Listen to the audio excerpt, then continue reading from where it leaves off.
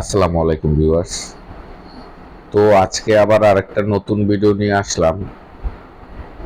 এই যে আপনারা দেখতেছেন আমার সিডলিং ট্রেতে আমি কিছু টমেটোর চারা রোপণ করছি। তো আজকের ভিডিওটা হচ্ছে যে এইভাবে যদি চারা রোপণ করেন তাহলে কিন্তু এই যে শিকড়গুলা দেখতেছেন, শিকড়গুলা কিন্তু ক্ষতিগ্রস্ত হয় না। আপনি অ্যাকুয়াপনিক্সে হোক বা মাটিতে হোক, চারাগুলা রোপণ করা মাত্রই কিন্তু জীবিত হয়ে যায় এবং কি ভালো পারফর্ম করে। হুম।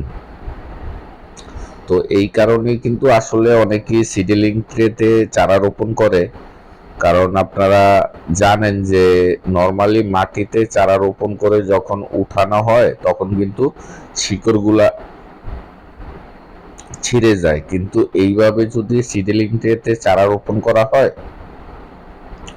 তাহলে কিন্তু সিডলিং ট্রেতে থাকার কারণে কোনো চারার কিন্তু ক্ষতিগ্রস্ত হয় না শিকড়ের। তো সেই ক্ষেত্রে কিন্তু আপনার চারার পারফরমেন্সটা একটু ভালো পাবেন।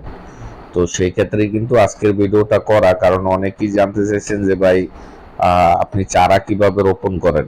তো আসলে এইভাবে চারা রোপণ করলে অতি দ্রুত গাছগুলা দাঁড়িয়ে যায়, কারণ শিকড়ের কোনো ক্ষতি হয় না। আর নর্মালি যখন আপনার বেডের মধ্যে চারা রোপণ করবেন তখন উঠানোর সময় কিন্তু কিছু চারা নষ্ট হয়। তো এই যে লাল শাকগুলা দেখতেছেন, লাল শাকগুলা উঠানোর পরে কিন্তু আমি এই চারাগুলা এখানে রোপণ করে দিব। তো সেই কারণেই কিন্তু আমি আগে থেকেই চারাগুলা রোপণ করে রাখছি। এখানে কিন্তু সম্পূর্ণ মাছের পানি দিয়ে কিন্তু সব ধরনের সবজি হচ্ছে। এখানে এক্সট্রা কোনো ফার্টিলাইজার বা কেমিক্যাল ইউজ করা হয় না, শুধুমাত্র মাছের পানি দিয়েই কিন্তু এই সবজিগুলা হয়।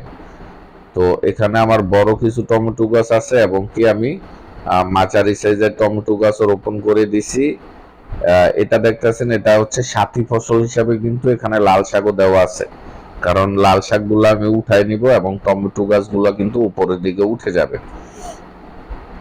তো এই ক্ষেত্রে কিন্তু আপনি দুইটা প্রোডাকশন পাচ্ছেন, কারণ আপনার সাথী ফসল হিসাবে আপনি শাক দিতে পারেন অথবা ধনেপাতা দিতে পারেন, এবং বড় ফসল হিসাবে কিন্তু আপনি টমেটো রোপণ করতে পারেন। কিছু চারা বড় ছোট মাঝারি রাখতে হয়, কারণ সারা বছর যদি আপনি এখান থেকে সবজি সংগ্রহ করতে চান তখন কিন্তু আপনাকে চারাগুলোও রাখতে হবে। তো আপনারা দেখেন যে ইতিমধ্যে আমার কিন্তু অ্যাকুয়াপনিক্সটা মোটামুটি রানিং আছে। তো আপনারা যারা আমার নতুন দর্শক, চ্যানেলটা সাবস্ক্রাইব করে দিবেন, এবং পুরনো দর্শক যারা, তারা ভিডিওতে একটা লাইক দিয়ে দিবেন।